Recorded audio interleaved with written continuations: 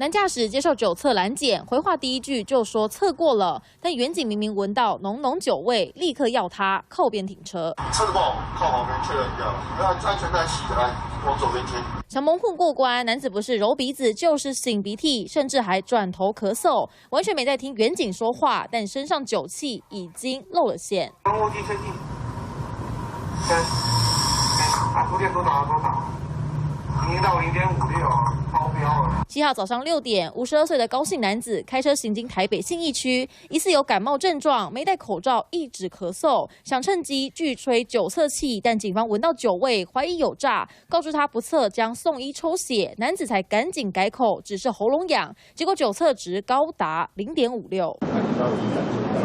尽管男子没发烧，保险起见还是依照 SOP 带到旁边的隔离侦讯室。尤其现在非常时期，执勤安全也得注意，所以现在拦检勤务旁边都会有像这样的帐篷，用一层塑胶帘幕来阻隔飞沫传染，让疑似有症状的民众在这边接受盘查。一带回来的时候，我们有针对他做量测额温，那也有确认他的旅游史是没有发烧，也没有旅游史的情况，那我们之后也有针对办公处所来做消毒。防范疫情，警方也落实保护自身安全，除了减少使用酒测棒，透过手套、口罩做自我防护，所以民众真想咳嗽装病躲酒测，可没那么容易。3立新闻高子尧、高寿玲台北报道。